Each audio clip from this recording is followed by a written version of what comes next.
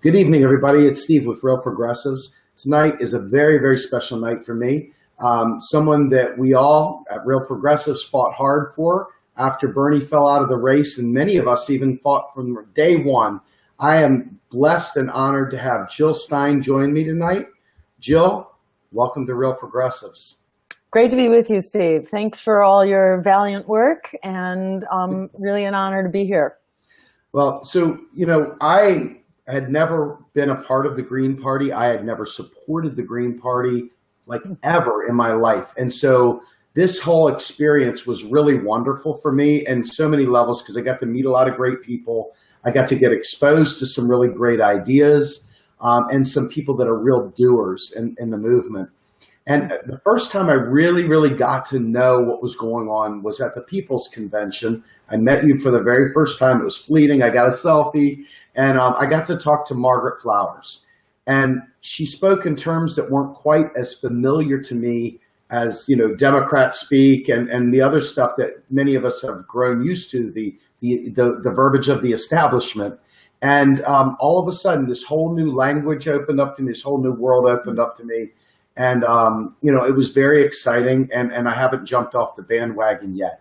And I want to know, can you tell us, first of all, what is it like as a third-party candidate fighting against the system, trying to get airtime, trying to get, voters to believe and to go with the flow? It seems like such a difficult climb, so I have so much respect for you. Can you talk about that?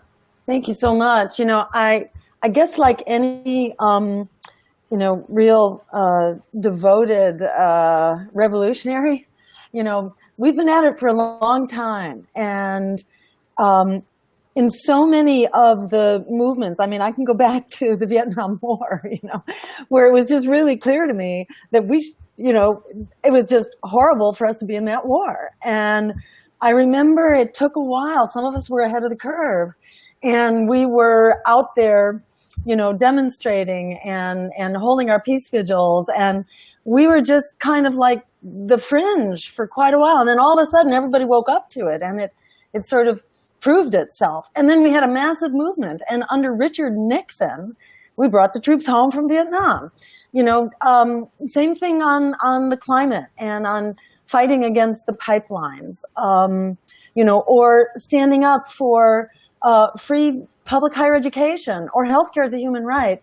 I've grown very comfortable with the kind of the organic rhythm of these movements. And so I don't feel, it doesn't make me feel bad or hopeless to be ahead of the curve, because there are so many good signs out there. And in this election, you know what it was like in Philadelphia. It was just like another universe. And it was like a transformative existential experience. It's like, it's hard to put words on what it was like when we discovered the reality of this real community that really puts people, planet, and peace over profit. That's not the world we live in. And God knows that's not the world of Donald Trump. And God knows that Donald Trump didn't come out of nowhere. He's really a product of this bipartisan failure and this predatory economy that's been built by both political parties. I just feel like the vision is getting so solid, and there are so many guiding spirits like yourself and so many other people who've come together, and we've found each other, and it's absolutely magical. And I feel like I've been doing this long enough that I really know when the magic is happening, and it is, and we're all a part of it. That magic has a real desperation right now. In the last week, we've seen this all-out assault, and much of the groundwork has been laid already, the assault on immigrants, and we've seen what happened under the Obama administration, et cetera. There is this assault on immigrants now, which is really, really serious, on the climate, on our democracy with these alternative facts, and and this climate of the new McCarthyism. We're really facing a much more desperate situation, the appointment of the cabinet and this takeover of corporate America. They don't need lobbyists anymore. They own the place now. The attacks on our free speech, the press who covered the J20 protests themselves got kettled and gassed and locked up under very inhumane conditions, and now are charged. You too? Wow. My heart goes out to you. Tatsu, one of our camera guys, my partner was out there. We were both at 11th and L, and he got hit with one of those grenades. They rolled it right at his leg, and it hit right into the back of his calf. No real damage, but it was scary. And the gas was up in our. It was scary. I'm not even going to lie. I was like, this is right out of a movie or something. It was real life, though. Oh, it's incredible. And then so many of these journalists are now being charged with riot felonies charges and up to 10 years in jail. And, it's just staggering. And then you have the new NDAA, the National Defense Authorization Act, under Obama, who signed it, has created this new Ministry of Truth, this new propaganda commission, sponsored by 140 million taxpayer dollars per year. New rules in the House of Representatives that create, basically that grease the skids for witch hunts. So,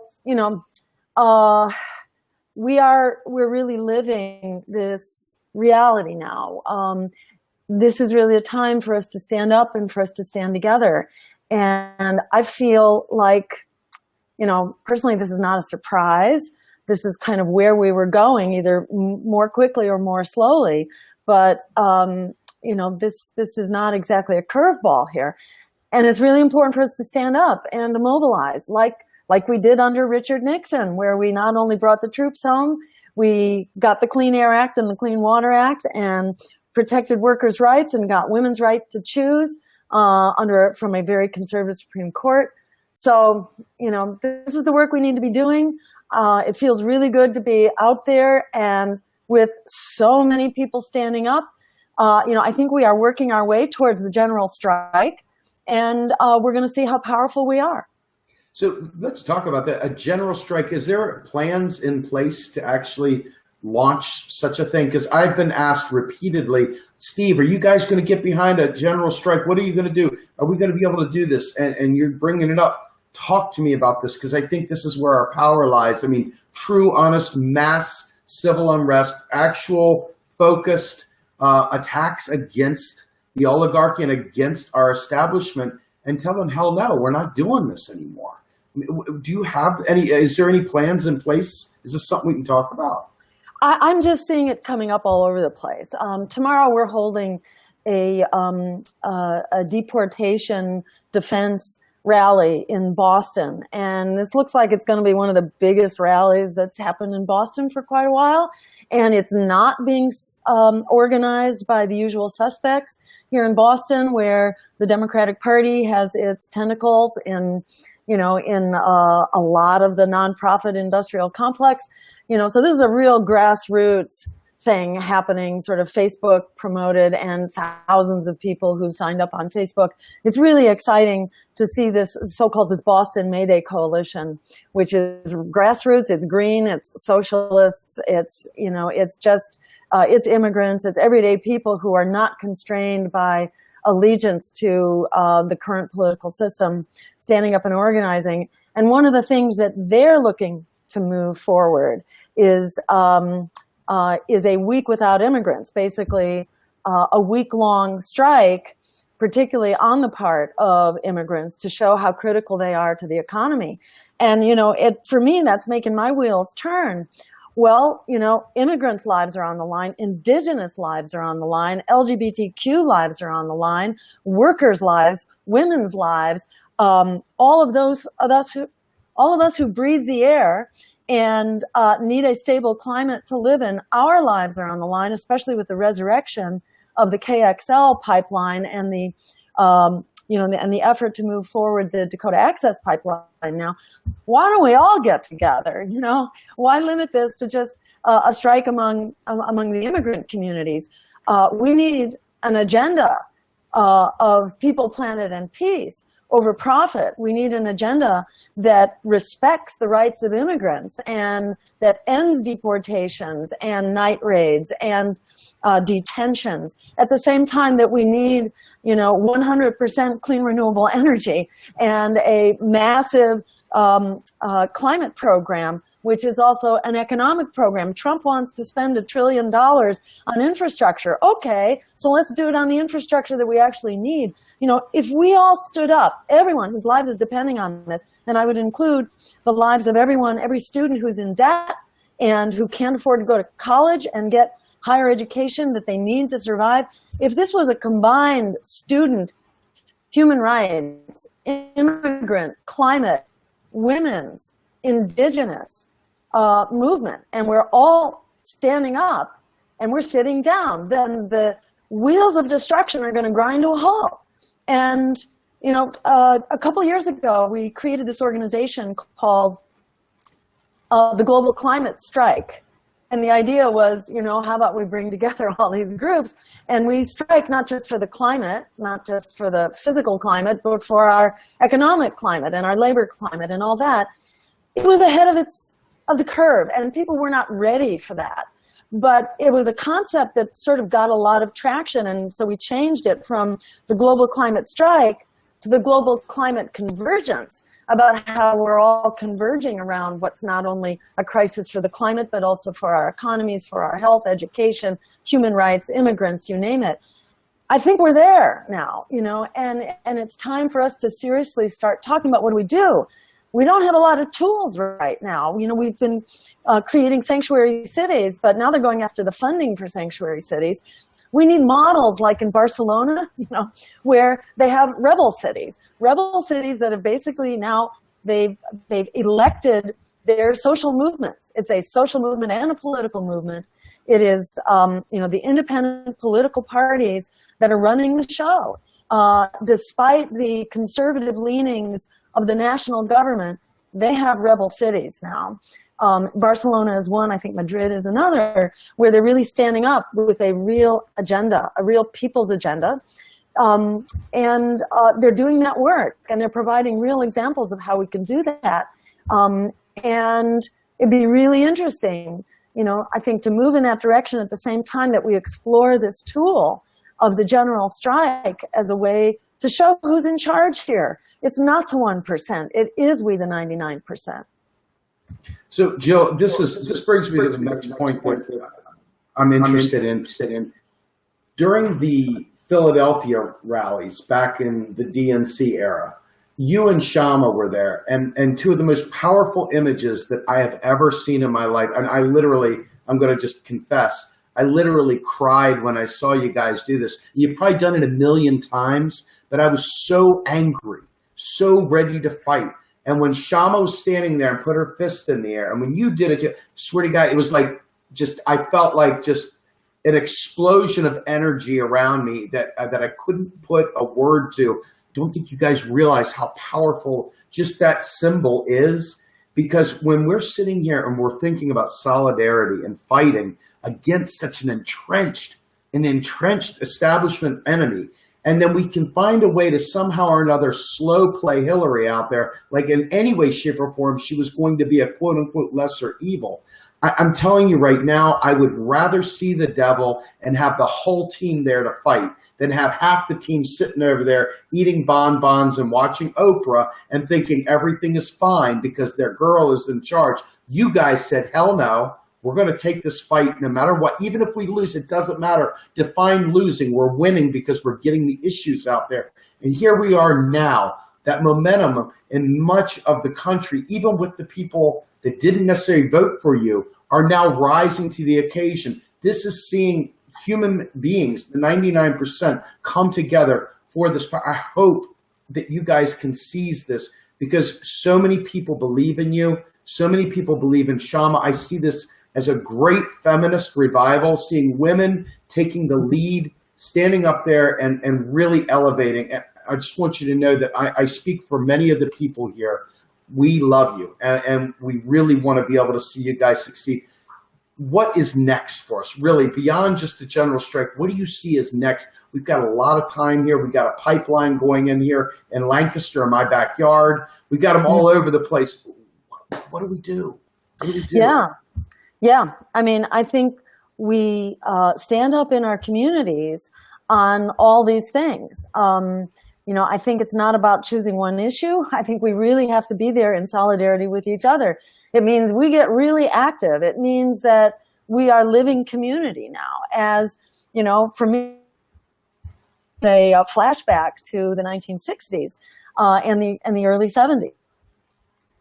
We were out in the streets, and we had a real sense of community in the streets. When I was in college, we had our general strike in college, and we established our open university. So we continued to hold classes, but they were open, and we occupied University Hall at Harvard, and stood up to the war in Vietnam. There was just, why were we doing that? Because our lives were on the line. We were being drafted, not the women, but the men were being drafted, and we were seeing our brothers, particularly our brothers of color, but young people all over the place were getting sent to die in Vietnam. So we had the real courage of our convictions. We stood up and we made stuff happen. And in the same way that the indigenous people at Standing Rock are demonstrating what happens when you stand up with that kind of courage.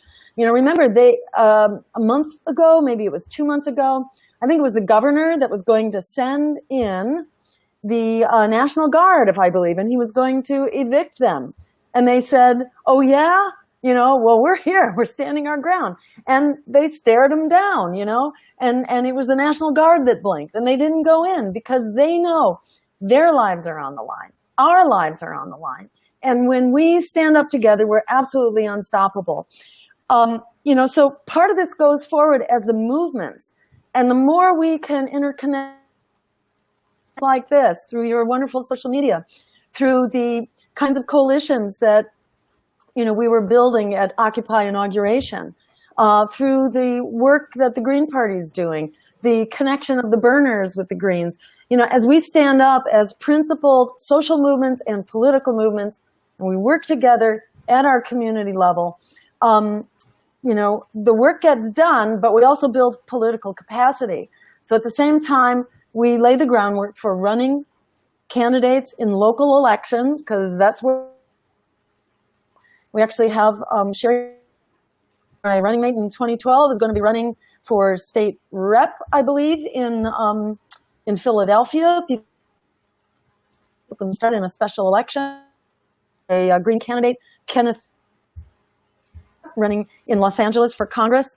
In these special, they stand out, they're visible, they're kind of the only elections going on right now.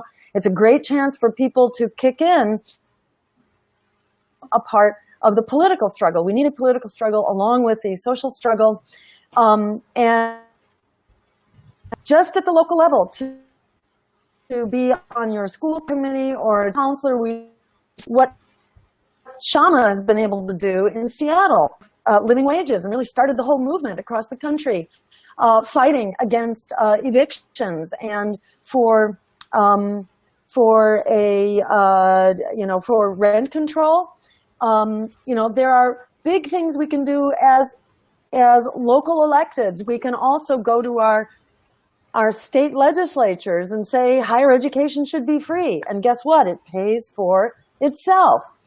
For every dollar we put in as taxpayers, we get back $7 in return. So, there are things that just justify themselves in the same way that a Medicare for all healthcare system based on healthcare as a human right doesn't cost us anymore. So when we are, and we can also say that we will not cooperate with ICE. And when they cut off the federal funds, well, you know what? We can implement a local income tax. And in my state, you need the state legislature to enable that. So we can go to our legislatures and and compel them to do the right thing. And when we go as elected officials, we have more clout, but we really have more clout when we go with 1,000 people. And that's the name of the game, is building these social movements by standing up for what it is that we really need, not the window dressing, but the real stuff, and daring to take the reins of government at whatever level we're at and moving forward. So I want to ask you one question, because we have an issue here with election integrity, obviously, whether it be the primaries, which are a little bit different because it's really a private corporation selecting its grand poobah versus our national elections. But nonetheless, voters should have a right to know that their vote actually counts. And, there was a lot of back and forth between various factions about the recount effort that you put forward. There was some that felt like it was helping the establishment, and there was others that were like, how can we ever get a third party in there if we can't count on the vote? So there's two compelling arguments there. I'm not going to make a story here. I just want to ask you point blank, tell us about your rationale for going for this and what you hope to achieve, and if you did achieve it. So I have always been committed to election integrity. At least since 2006, and I became aware of it and became aware of how private corporations have essentially hijacked the infrastructure of our elections.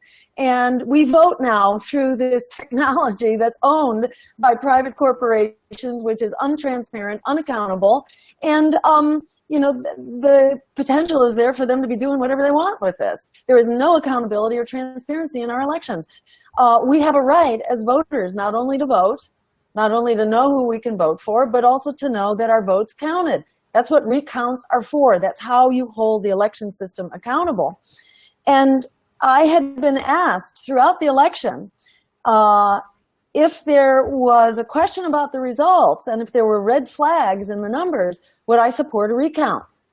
And I never had to think about it. For me, it was just knee-jerk. Of course, as Greens, we are committed to election integrity. So if it falls on my watch to have the opportunity to call this election system out and to shine daylight on it and scrutinize it, God, yes, I'm going to do that. I could not live with myself if history came knocking and I said, oh no, we're not going to do that. This was like a 3-week activity that didn't have to draw on anybody else besides my and the funders who wanted to see this happen. This didn't have to draw down on anything that the party was doing. So, I didn't even think about it. It never even occurred to me that there would be anything controversial about it. To me, it's just literally an unmitigated good. And yeah, it's true. These were Democratic states, but that was the reality of the election, that the discrepancies between the exit polls and the outcomes were all in Republican states, unfortunately. Just like during the Democratic primary, it was all, the discrepancies all went in favor of Hillary Clinton and against Bernie Sanders. And in the same way, during the Democratic primary, I was calling for a recount and saying that if I had the standing, I would have called for a recount then. So it's not one party or another. This is about standing up. People could say right now that fighting against Donald Trump is kissing up to the Democrats. I don't agree with that. I think Donald Trump is an unmitigated disaster, and he got to power because most of his voters were actually voting against Hillary. They weren't voting for him. So, same thing. When we go to vote, we need to know that we have a reliable voting system. Our green votes are far more at risk than Democratic votes or Republican votes. We are the first votes, you can be sure, that are tossed out. When we have to file our absentee or our preliminary ballots, it's our ballots that are most at risk for not being counted. So this is for all of us. If we're going to tell people to come out and vote with a straight face, we've got to believe in our voting technology. And I don't have a whole lot of belief in it right now. It doesn't prove that it is corrupted or that it was fraudulent, but you shouldn't have to have evidence of a fraud in order to create an accountable system and to ensure that there is quality assurance in the system. You don't wait for the airplane to start breaking up midair in order to wish that you had some kind of backup system. You want to know that that backup system is there. Most European democracies have automatic recounts whenever their votes are close, like within 2%, or whenever, there are other red flags. That's what we're fighting for, is getting rid of these electronic touchscreen machines, which are basically big black boxes controlled by corporations, ensuring that we have automatic statistical audits going on and automatic hand recounts if there's any funny things that we find, and that we proceed to recounts as we need them. It should not be controversial. This should be built into our system. We shouldn't have to beg and plead to have an election system we can trust, that is accurate, secure, and just, that is free from the scourge of Jim Crow, which was our main finding, was that there's Jim Crow in how these machines fail. They fail in low-income, under-resourced communities of color. That's where we found big machine failure and votes that were just being tossed. That, alone made it worth doing, and it's not over. This is part of building that movement for election integrity. Absolutely. So I'm going to finish up. I gave you my word. I'd only keep you here a half hour, so I appreciate your time at all. One final thing, and I just want to make sure people understand this. You had an opportunity to build from the Bernie Sanders momentum that he had taken over on this side, and all of us felt like, my God, we have somebody to carry our message forward. So there was like this perfect convergence. And for me, it wasn't so much, I had no idea if you could win. I thought if we all pulled together, why not? But the flip side is that I wanted to get the Green Party to 5% come hell or high water. And damn it, I wanted my issues talked about. I was not going to sit there and allow them, no matter what, with whatever small power I had, I wanted to keep the issues going, not just the you're bad, no, you're bad, no, you're bad, you're worse kind of nonsense that came from those two during their debates. And you did that for us. That is so important. I just want you to know from real progressives how important that was to us, that you carried that message. And when you went to New Jersey and you guys were kept out of the debate, and on and on and on. Jill, you've been a warrior, and I appreciate it, because the issues get lost without people such as yourself. So with that, we have 2 minutes left. Go ahead and close us out. Let us know what's happening with Jill Stein, what's next, what we can do to follow you. If you have anything going on, we'd love to hear about it.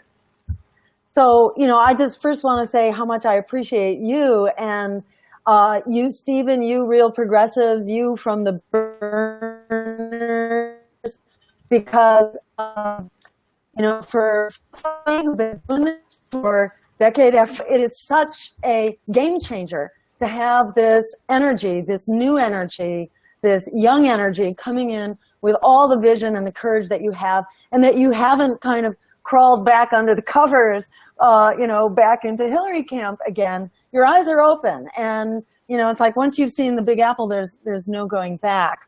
And we're seeing that right now, as Donald Trump rolls out the consequences of neoliberalism, which is neo-fascism. As others have said, we shouldn't have to choose between neoliberalism and neo-fascism. Actually, it was Cornel West who said that so beautifully. That's where we are, and we really need the courage of our convictions right now. As Alice Walker said, the biggest way people give up power is by not knowing we have it. We have it. We got to use it. Don't worry about the numbers. The numbers are not real. What you feel, what we felt in Philadelphia, that is real. That spiritual energy, that movement energy, that social energy of community, that is more real. The numbers are corrupted by the money, by the hijack of big media, and by the fear campaigns that made people stop short of actually voting for what they wanted, which is why coming out of the gate here, it's about the social movements right now. It's about stopping the pipeline. It's about standing up for the communities at risk, including, in particular, the immigrant communities, the indigenous communities, the workers who are going to get slammed. It's fighting all of those battles for health care, for Medicare for all. It's organizing around all of those battles, but also organizing at the level of our communities, laying the groundwork right now to run for local office as a Green, because they want us to be 1,000 points of light, but it's when those points of light get focused into a laser beam that we really make stuff happen. So I want to encourage people, visit my Facebook page at some point. We're running webinars there on how you can run for office, for city council or mayor or state representative, school committees, etc. This is the time to start getting ready to run strong elections this coming spring or this fall, whenever your elections are. So, you know, it's all about sticking together, standing together, and not taking no for an answer. So I really look forward to staying in touch, Stephen, and let's make it keep happening. Absolutely. Jill, thank you very much. Everybody, thank you, Jill Stein, for joining us. Jill, have a great weekend, and we will talk soon. Thank you so much for being with us at Real Progressives. Thank you, Steve. We'll be in touch. All right. Goodbye, everybody. Have a good night. Bye.